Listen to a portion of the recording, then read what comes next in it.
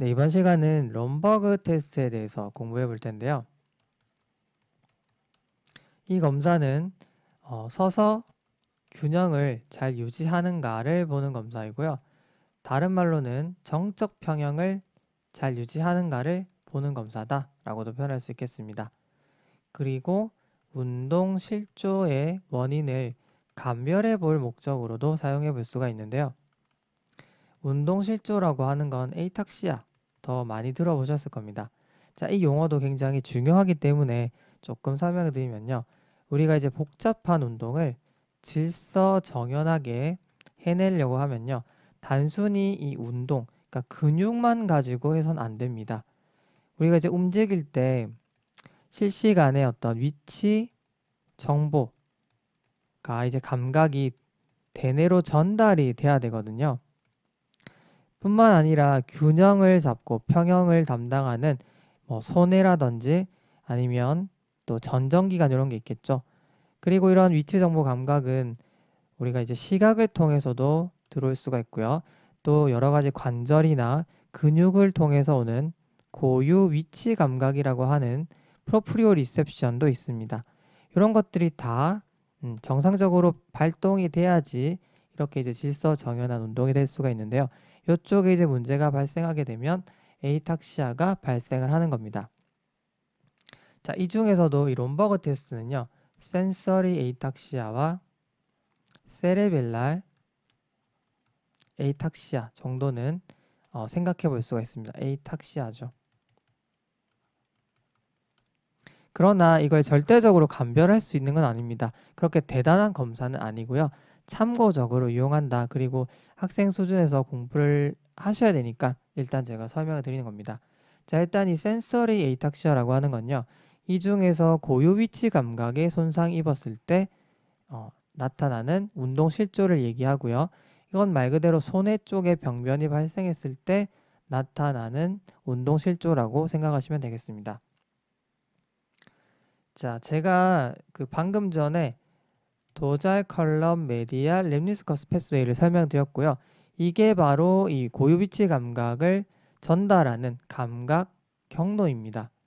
그래서 이게 만약에 망가지게 되면 이게 이제 차단이 되겠죠. 실시간으로 이게 감각 영역 대뇌 쪽에 전달이 돼야 되는데 그게 잘 안 되는 겁니다. 자, 이런 사람은요. 시각을 통해서 보상받을 수가 있습니다. 그래서 이 사람은요. 일단 눈을 뜬 상태에서는요. 평형을 유지할 수가 있습니다. 왜냐하면 비록 근육이나 관절을 통해서 오는 고유 위치 감각은 차단이 되어 있지만 시각을 통해서는 어느 정도 보상을 하고 있기 때문에 눈을 뜨면 잘 서 있을 수가 있습니다.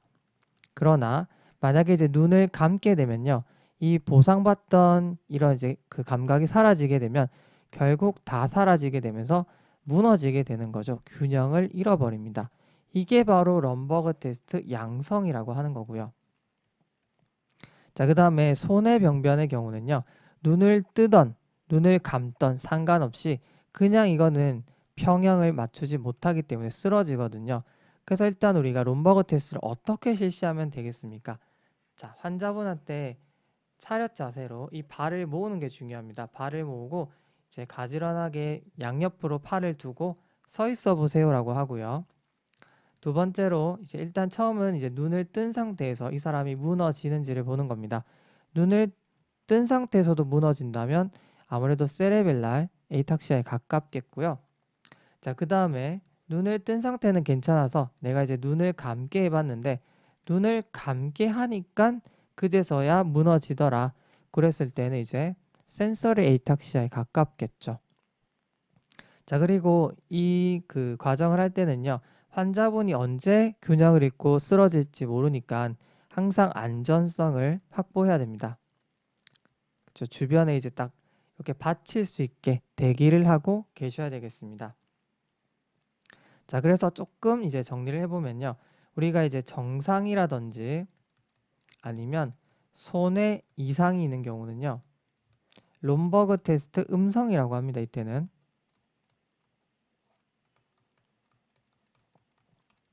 그리고 이제 그 고유 감각, 프로프리오 리셉션이 망가진 경우 있죠. 이런 경우는 자, 이 고유 위치 감각이 담당하고 있는 도자의 컬럼 메디알 렘니스커스라고 말씀드렸죠. 그래서 이 도자의 컬럼이 망가지게 되면요, 고유 위치 감각의 어떤 이 전송이 차단이 되기 때문에 보통 우리가 이 신경 매독 같은 경우 있죠. 신경 매독이 척수를 침범한 경우나 아니면 뭐 척수 쪽의 병변, 그렇죠, 여러 가지가 있겠습니다. 또는 뭐 비타민 결핍으로도 발생할 수도 있긴 하거든요. 그래서 여러 가지 이유를 통해서 이런 그 패스웨이가 차단이 돼서 고요 위치 감각이 이렇게 망가지게 되면 일단 시각을 통해서 보상은 받고 있기 때문에 눈을 뜨고 있을 경우에서는 괜찮게 서 있었었는데 눈을 감게 되면 이 보상, 시각과 고요 위치 감각이 다 차단되면서 이때 무너지는 거죠.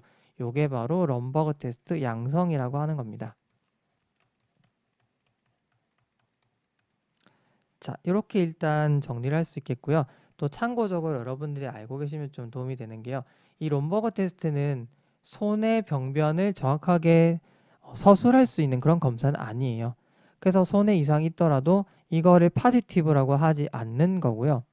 일단 우리는 이걸 이제 센서리 에이텍시아를 보기 위한 검사라고 생각을 하시면 되고요. 손의 이상 자체를 보는 검사는 아니고 그냥 참고적으로 보는 겁니다. 그래서 보통 손해를 볼 때 우리가 여러 가지 검사를 하잖아요. 그 중에 하나가 이제 같이 롬버그 테스트가 끼어 있다라고 생각을 하시는 게 더 편할 거고요. 보통 만약에 뭐 손해 이상이 동반이 되어 있는지 좀 더 보고 싶다. 보통 이제 손해 병변이 있는 사람은요. 손해도 이제 좌우가 있겠죠. 손해가 이제 병변이 생긴 쪽으로 이제 문제가 생긴다. 이것도 굉장히 중요한 사실이거든요.